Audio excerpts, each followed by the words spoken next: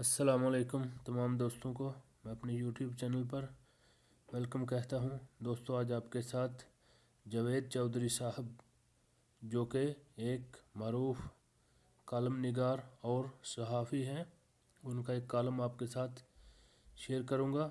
चांद मज़ीद वाक़यात।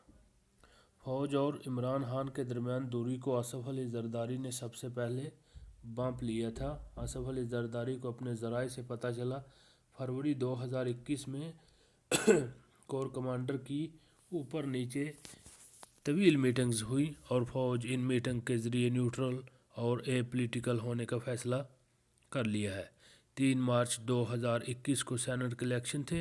इमरान खान वज़ीर ख़जाना हफीज़ शेख को इस्लामाबाद की नशिस्त से जितवाना चाहते थे। आसिफ अली ज़रदारी ने फ़ौज की गैर जानबदारी चेक करने के लिए यूसुफ रज़ा गिलानी को मैदान में उतार दिया। पीडीएम ने मिलकर इलेक्शन लड़ा और पीटीआई अक्सरियत के बावजूद 5 वोटों से हार गई। यूसुफ रज़ा गिलानी जीत तो गए, यूँ साबित हो गया एस्टेब्लिशमेंट वाकई हुकूमत के पीछे से हट गई है। लेकिन फिर अचानक इमरान खान ने ऐलान कर दिया कि वो 6 मार्च को एतमाद के वोट लेंगे और एस्टेब्लिशमेंट एक बार फिर इमरान खान की सपोर्ट पर मजबूर हो गई। जनरल फैज़ हमीद को ज़िम्मेदारी सौंपी गई और ये मुसलसल 72 घंटे जाकर हुकूमत को बचाने में कामयाब हो गए। चौधरी शुजात हुसैन इस वक्त हॉस्पिटल में ज़ेर इलाज थे। चौधरी सालक हुसैन इनको खाना खिला रहे थे। एक फ़ौजी अफसर गुलदस्ता लेकर हॉस्पिटल में दाखिल हुआ, चौधरी साहब की इयादत की और इसके बाद दरख्वास्त की, सर बेशक चौधरी साहब अलील हैं, लेकिन आपने कल हर सूरत पार्लियामेंट हाउस पहुंचकर वज़ीर आज़म को एतमाद का वोट देना है। सालक हुसैन दूसरे दिन जब तक पार्लियामेंट हाउस नहीं पहुंचे, उन्हें उस वक्त तक फ़ोन आते रहे। तारक बशीर चीमा बहावलपुर थे, उन्हें फ़ोन करके कहा गया आप खुद आएंगे या आपको लाने का बंदोबस्त किया जाए। डॉक्टर आमर लियाकत हुसैन मरहूम ने कैमरे पर कह दिया, मैं आया नहीं हूँ, मुझे लाया गया है। बहरहाल जनरल फैज़ हमीद ने जैसे तय एमएनएज़ पूरे कर दिए।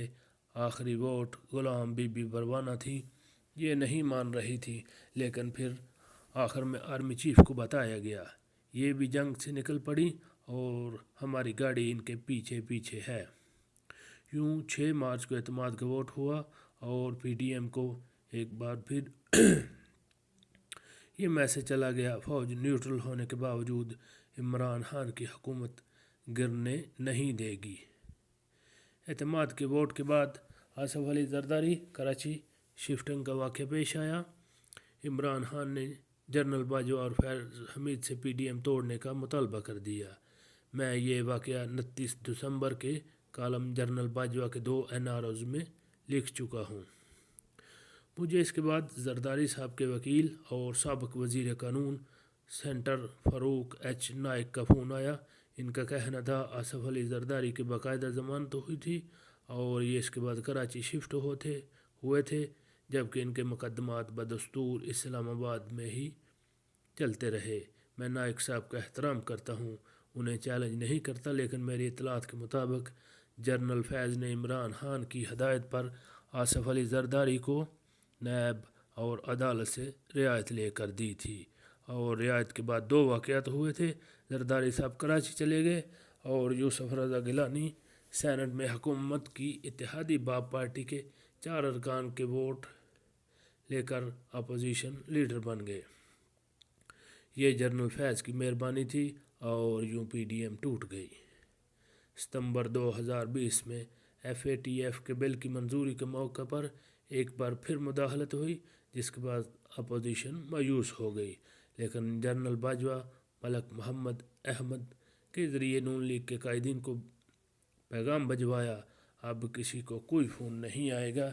ये वो टर्निंग पॉइंट था जिसके बाद चीज़ें बदलना शुरू हो गईं। पीडीएम दोबारा एक्टिव हुई और हुकूमत गिरती हुई दीवार की तरह आहिस्ता आहिस्ता गिरती चली गई। मार्च 2022 में सूरत हाल क्लियर हो गई तो एक दिन फ़रोग़ नसीम जनरल बाजवा के पास आए। इनसे पूछा हमें क्या करना चाहिए। जनरल बाजवा ने मशवरा दिया, मेरी ख्वाहिश है हुकूमत मुद्दत पूरी करे। फरोग नसीम का जवाब था, गोया हमें मज़ीद 1.5 साल इस पागलपन में रहना होगा। फरोग नसीम ने चंद दिन बाद जनरल बाजवा को फ़ोन किया और कहा, सर आपसे खालिद मकबूल सिद्दीकी बात करना चाहते हैं। और इसके बाद फ़ोन खालिद मकबूल सिद्दीकी के हाथ में पकड़ा दिया। खालिद मकबूल ने 2 सवाल किए, क्या इमरान खान हमें गवर्नरशिप दे सकते हैं? जनरल बाजवा का जवाब था, मैं ये वादा नहीं कर सकता। उन्होंने पूछा, क्या ये हमें कराची की मेयरशिप दे देंगे? जनरल बाजवा ने दूसरी बार भी यही कहा कि मैं ये वादा नहीं कर सकता।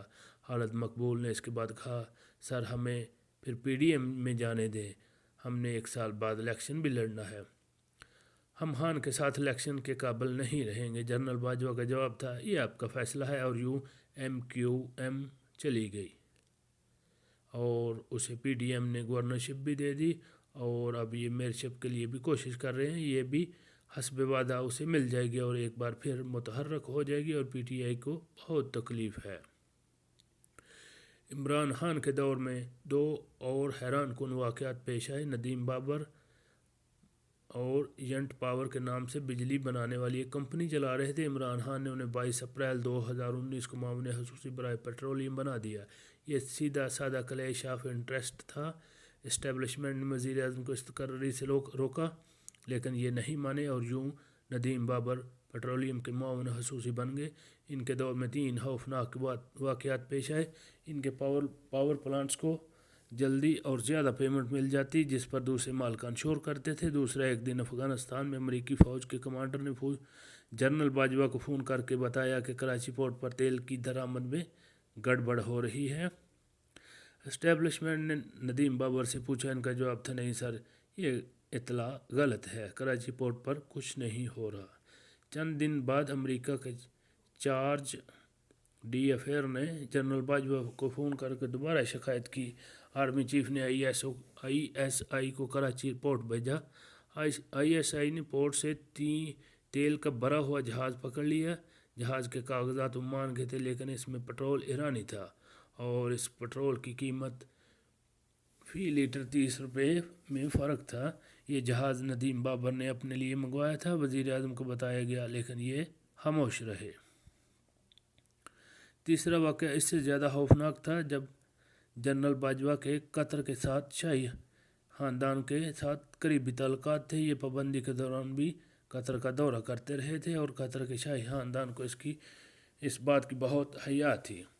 2021 में मुल्क में गैस का बहरान था। माहिरीन की पेशगोई थी, सर्दियों में लोगों के चूल्हे ठंडे पड़ जाएंगे।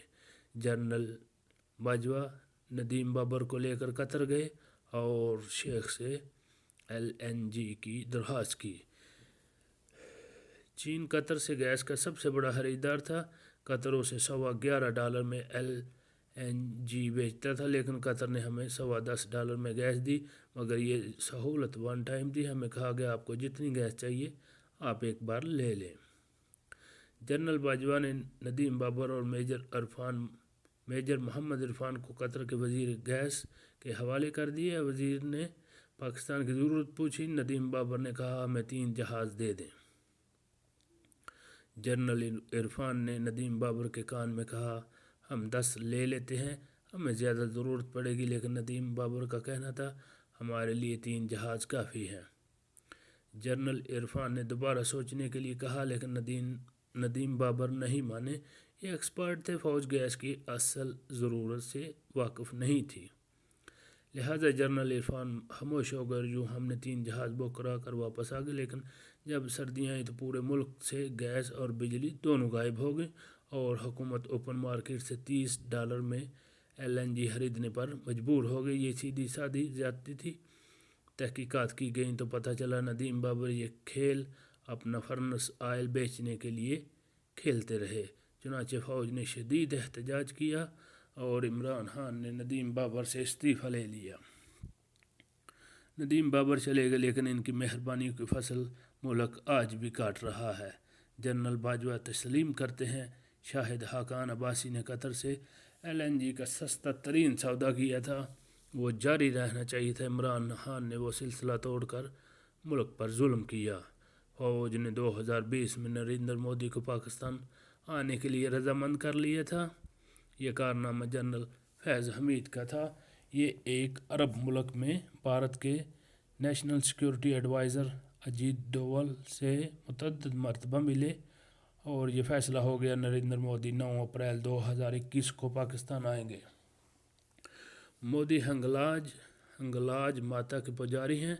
ये सीधा हंगलाज माता के मंदिर जाएंगे, वहाँ 10 दिन का व्रत रखेंगे, वापसी पर इमरान खान से मिलेंगे, इनका बाजू पकड़ कर लहराएंगे और दोस्ती का ऐलान करेंगे। नरेंद्र मोदी ये ऐलान भी करेंगे कि हम तजारत भी खोल रहे हैं, हम दोनों एक दूसरे के मुल्क में मुदाखलत और दहशतगर्दी ना करने का ऐलान भी करते हैं, और कश्मीर का फ़ैसला भी हम 20 साल बाद मिल बैठ कर करेंगे। ये फ़ैसला हो गया, लेकिन ऐन वक्त पर शाह महमूद कुरैशी ने इमरान खान को डरा दिया। इनका कहना था कि आप पर मोहर लग जाएगी कि आपने कश्मीर का सौदा कर दिया। वज़ीर आज़म पीछे हट गए और यूँ ये दौरा कैंसिल हो गया।